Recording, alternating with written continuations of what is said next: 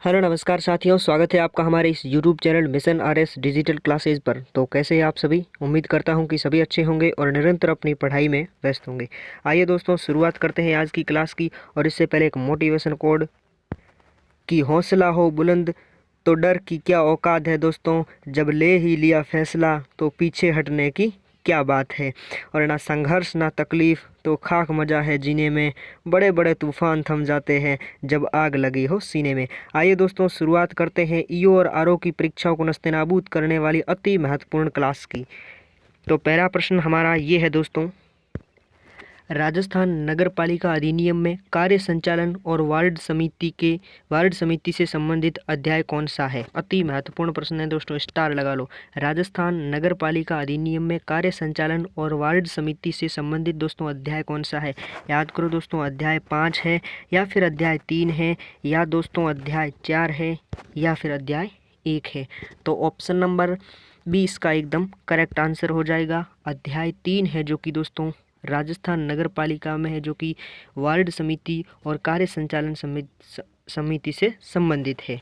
ठीक है दोस्तों, अगला प्रश्न ये है दोस्तों कि कार्यपालिका समिति अधिकतम कितने सदस्यों से मिलकर बनती है? याद करो दोस्तों, कार्यपालिका समिति दोस्तों कितने सदस्यों से मिलकर बनती है? अधिकतम दोस्तों 10 सदस्य या दोस्तों 5 सदस्य या फिर 9 सदस्य या फिर 8 सदस्य।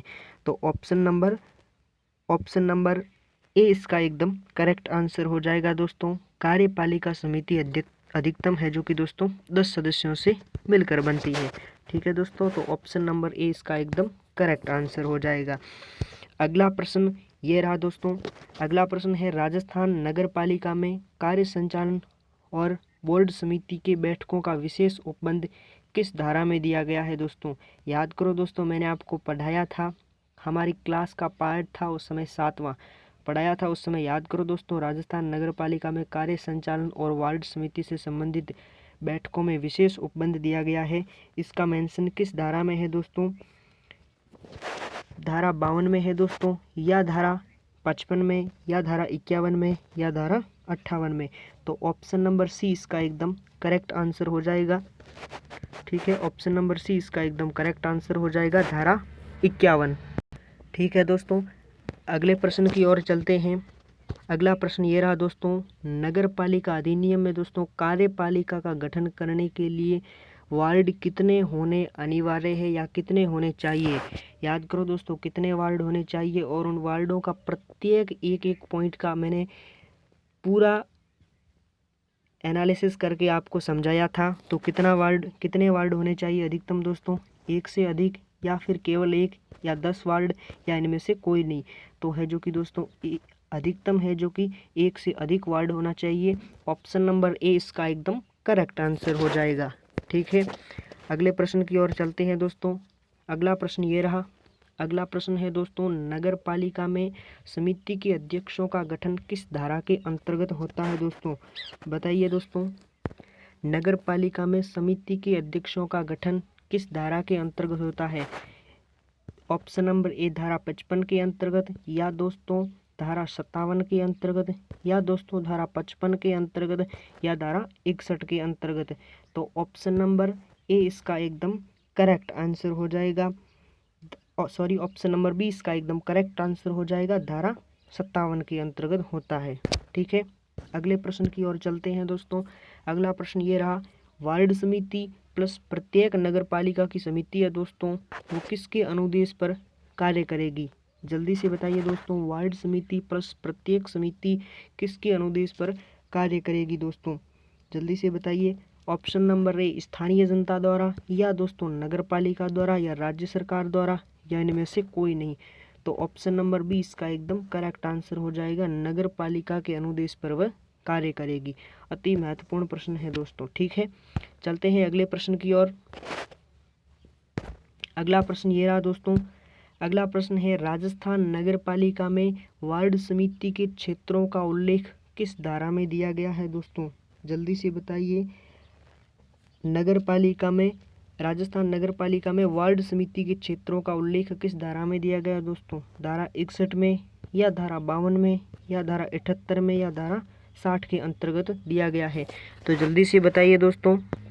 तो ऑप्शन नंबर डी इसका एकदम करेक्ट आंसर हो जाएगा दोस्तों, धारा 60 के अंतर्गत दिया गया है। ठीक है दोस्तों, अगले प्रश्न की ओर चलते हैं। अगला प्रश्न ये रहा दोस्तों, राजस्थान नगर पालिका का प्रत्येक सदस्य या दोस्तों कर्मचारी आईपीसी की किस धारा के अंतर्गत लोक सेवक समझा जाएगा। अति महत्वपूर्ण प्रश्न है दोस्तों, परीक्षा की दृष्टि से अति महत्वपूर्ण प्रश्न है। स्टार लगा लो, क्या ट्रिपल स्टार लगा लो दोस्तों, अति महत्वपूर्ण प्रश्न है। ठीक है, राजस्थान नगर पालिका का प्रत्येक सदस्य दोस्तों या फिर कर्मचारी आईपीसी की किस धारा के अंतर्गत दोस्तों लोक सेवक समझा जाएगा।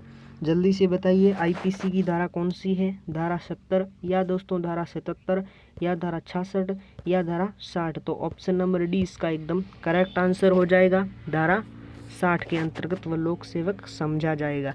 ठीक है, अगले प्रश्न की ओर चलते हैं। फटाफट रिवीजन कर लेते हैं दोस्तों 18 नवंबर 2022 का, यानी कल वाली क्लास का। नगर पालिका के सभी निर्वाचन स्थान किस नाम से जाने जाएंगे दोस्तों, वार्ड के नाम से जाने जाएंगे। ठीक है, अगला प्रश्न है, नगर पालिका में निर्वाचित नामावली में सदस्य कितने होंगे दोस्तों, जल्दी से बताइए। 3 सदस्य होंगे, और कौन कौन से होंगे, एक निर्वाचित, एक मनोनीत और एक पदेन सदस्य होगा। ठीक है, अगले प्रश्न की ओर चलते हैं। अगला प्रश्न ये रहा, नगर पालिका की किस धारा में कहा गया है कि प्रत्येक वार्डों का विभाजन करना चाहिए, जल्दी से बताइए। तो ऑप्शन नंबर सी इसका एकदम करेक्ट आंसर हो जाएगा। अगले प्रश्न की ओर चलते हैं। नगर पालिका में प्रत्येक वार्डों का प्रतिनिधित्व किस आधार पर होगा, जल्दी से बताइए, वहाँ की जनसंख्या के आधार पर होगा। ठीक है, अगले प्रश्न की ओर चलते हैं। नगर पालिका में निर्वाचन का प्रावधान किस धारा में दिया गया है दोस्तों, जल्दी से बताइए। धारा 11 में, ऑप्शन नंबर सी इसका एकदम करेक्ट आंसर हो जाएगा। अगला प्रश्न है दोस्तों, निर्वाचन सूची में पंजीकरण हेतु आयु सीमा कितनी रखी गई है, 18 वर्ष। ऑप्शन नंबर ए इसका एकदम करेक्ट आंसर हो जाएगा। अगला प्रश्न है दोस्तों, अगर कोई व्यक्ति फर्जी तरीके से निर्वाचन सूची में नाम पंजीकरण करवाता है तो जुर्माना कितना होगा, 2 से 5,000 रुपये। ऑप्शन नंबर बी इसका एकदम करेक्ट आंसर हो जाएगा। अगला प्रश्न है, एक से अधिक चुनाव लड़ने पर प्रतिबंध है, इसका मेंशन, इसका उल्लेख किस धारा में दिया गया है दोस्तों, धारा 22 में। ऑप्शन नंबर बी इसका एकदम करेक्ट आंसर हो जाएगा। अगला प्रश्न है, मतदान का अधिकार अधिनियम नगर पालिका की किस धारा में दिया गया है दोस्तों, धारा 25 में। ऑप्शन नंबर बी इसका एकदम करेक्ट आंसर हो जाएगा। ये था कल वाला प्रश्न आपके लिए था दोस्तों। किसी नगर पालिका के सदस्य के निर्वाचन को जिला न्यायाधीश या उनके समक्ष याचिका दायर करने का उल्लेख किस धारा में दिया गया है दोस्तों, तो धारा 31 में दिया गया है। ऑप्शन नंबर ए इसका एकदम करेक्ट आंसर हो जाएगा। ये है आज का प्रश्न। इसका आंसर आपको कमेंट बॉक्स में छाप कर बताना है दोस्तों कि राजस्थान नगर पालिका की संपत्ति से संबंधित धाराएं कौन कौन सी है। ठीक है दोस्तों, यानी संपत्ति से संबंधित धाराएं किन में आती है, किन धाराओं के अंतर्गत संपत्ति से संबंधित अधिकार आता है। ठीक है दोस्तों, ये थी आज की क्लास, और ये है विशेष आपके लिए नोट्स हो गया योर आरओ का बी पार्ट कंप्लीट। अगर आपको चाहिए तो इस व्हाट्सएप नंबर पर कांटेक्ट कीजिए। ठीक है दोस्तों, ये थी आज की क्लास। कैसी लगी, अगर अच्छी लगी है तो लाइक करें और सब्सक्राइब करें। और दोस्तों, टेलीग्राम में चैनल का लिंक दे रखा है, चैनल में लिंक दे रखा है टेलीग्राम का, वहाँ से आप जुड़ जाइए टेलीग्राम पर, क्योंकि मैं इस क्लास की PDF वहाँ पर डाल दूँगा। ठीक है दोस्तों, ध्यान रखिएगा अपना, खुश रहिएगा, मस्त रहिएगा, और सम्मान कीजिएगा अपने माँ बाप का, अपने बड़े बुजुर्गों का। मिलता हूँ एक नई क्लास के साथ, तब तक के लिए पढ़ते रहिए और लगातार मेहनत जारी रखें। और तू हंस, तू मुस्कुरा, तू रोना कम कर दे, और तू जिंदा है और ज़िंदगी की नाक में दम कर दे। ठीक है दोस्तों, लगातार मेहनत कीजिए, सफलता एक ना एक दिन आपके सामने ज़रूर घुटने टेकेगी।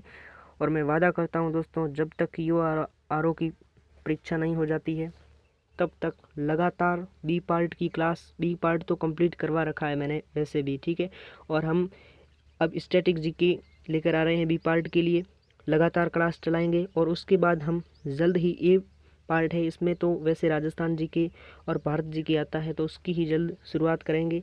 ठीक है दोस्तों, मिलता हूँ एक अगली क्लास में, तब तक के लिए पढ़ते रहिएगा। धन्यवाद। जय हिंद, जय भारत।